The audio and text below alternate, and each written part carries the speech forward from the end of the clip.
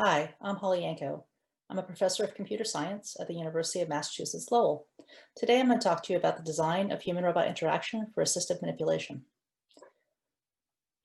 The use case that we're looking at is, imagine when you walk into a store, a grocery store, or Walmart, you see a scooter.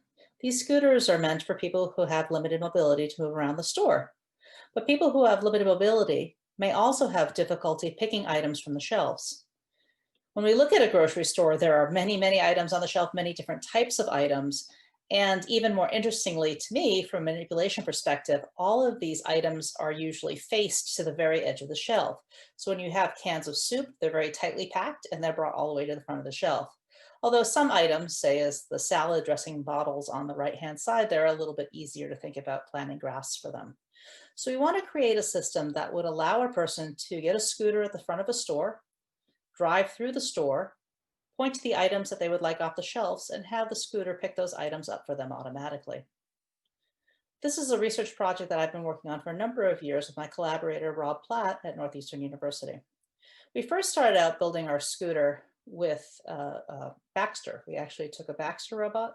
We took the two arms off of the Baxter robot and put one arm on a scooter. So you see here, we've got one of the Baxter arms on the scooter. And we designed it so that you could have a laser pointer, which is up in this device on the top, point at an object that you want. We also had a range finding device in that interface as well, so that if you pointed at an object that was too far for the robot to reach, you would get a red dot as shown on the bottom left picture on the robot, the squishy robot. Or if it was close enough for the robot to be able to pick it up, you would get that green dot as shown on the squishy robot on the right-hand side. So let me show you this system working. So the laser is aimed at the item that we want to pick up. So you can see the item on that top shelf there. We have an RGBD camera that's pointing there to get a plan as to where the arm should move to. We have a second RGBD camera as well on the wrist of the robot, because when the robot extends itself, of course, that over the shoulder type of view is going to be blocked by the robot. Here we're doing a second acquisition of a point cloud so that we can move towards the object, plan our grasp, and pick it up and bring it back to the user. You'll see that while the item is being selected, the laser is still highlighting on it, but we're not really giving any other confirmation to the user that we understood their input. The dot is there, the dot is flashing, but if the dot were showing on multiple objects, they wouldn't necessarily have a confirmation that that is the object that the robot was going to then pick up. So we see the robot going in again. In this case, you can't actually see the laser anymore flashing on it.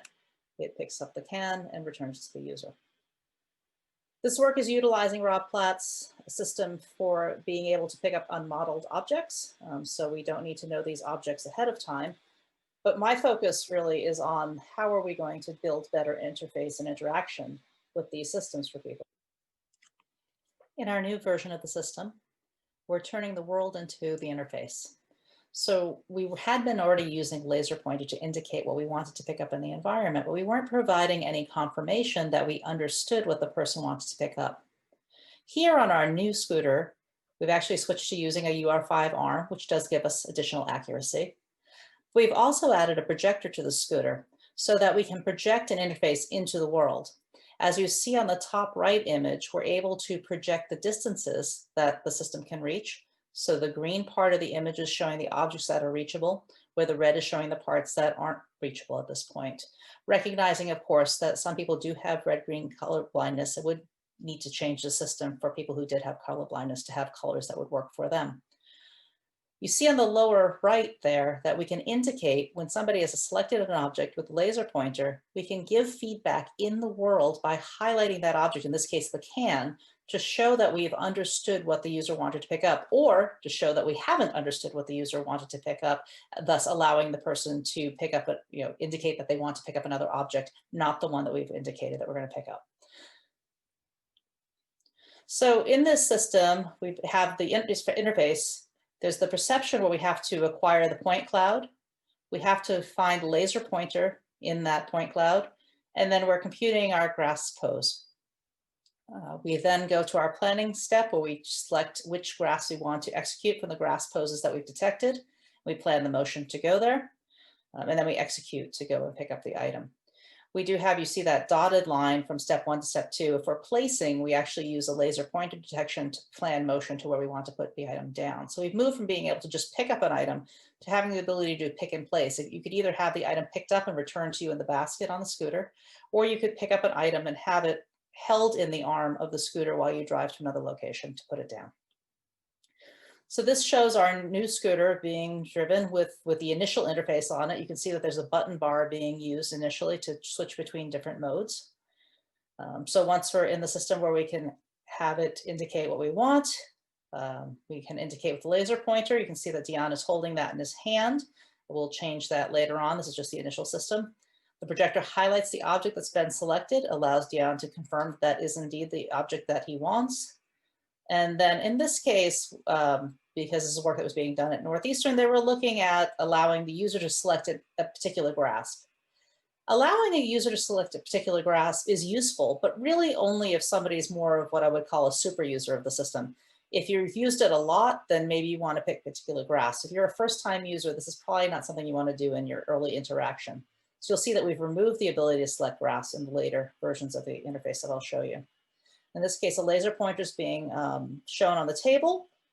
So then it's highlighted by the projector to show that the system understands where you want to put the object down and then places the object down for you.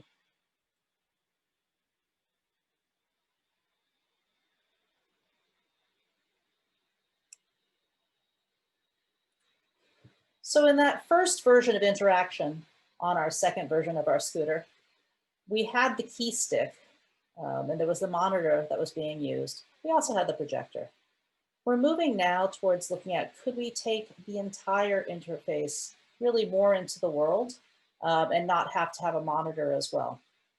So we've added on parts. So the touchscreen is actually still there. So there was a monitor before, now we've turned into a touchscreen. What we're trying to do here is we want to compare two different interfaces. We want to compare whether it's easier or more understandable for people to use an interface that's only on the touchscreen, or if it's better for them to use an interface that's in the world, so a tangible user interface.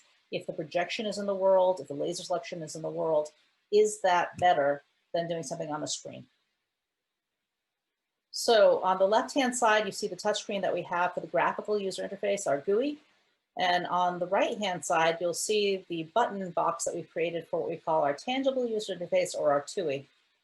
Because when you're interacting with the world, we can project into the world, we can send a laser pointer into the world, we still need to get some input from the user. And at that point, we still are using a button box and a joystick to give some indications for that type of that input. The joystick is used to control the laser pointer. You need some way to show where you're moving the laser pointer. The selection confirmation, in both systems, we have selection confirmation. The TUI, the one that I showed you before, we highlight the can to show that that's the object that's been selected. In the GUI, we get the same sort of highlighting over the object, but it's done all on the graphical user interface on the screen. Now, we had planned to do a direct comparison of the tangible user interface to the graphical user interface, and then COVID hit. Because we've aimed at doing our testing with a population over 65 years old, we don't know when we're going to be able to do that user study. We think it's going to probably be a very long time at this point. So we've started to investigate some new directions for interfaces while we wait to be able to conduct user studies.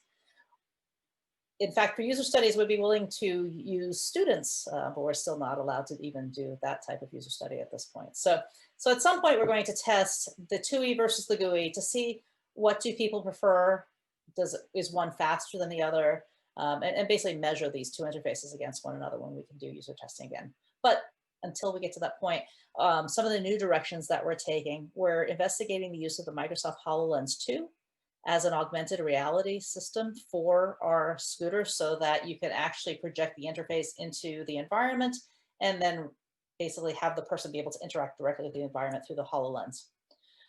That would allow us to get rid of the projector. The projector works well, but as you might imagine, in bright environments, it's very tough to project. To get a projector with enough lumens, it would have to be much, much larger than the one that we have. So moving to the HoloLens might allow us to project things into the environment through that system without us having to have a much larger and brighter projector. We're also looking at the use of the soft robotics flexible gripper system. Because we're looking at picking items off of tightly packed shelves, because we're looking at picking up items of different configurations, we want to really investigate the use of a different type of gripper to see if we could pick items off of a shelf in a way that we could get a tight, if cans are tightly packed, you could pick one can off by holding the other ones off. So that's a much more difficult grasp planning problem, of course, and that's one of the new directions that we're moving in. If you have any questions, please do feel free to send me an email, holly@cs.uml.edu, if you weren't in the workshop where you could actually ask me a question directly. Thank you very much.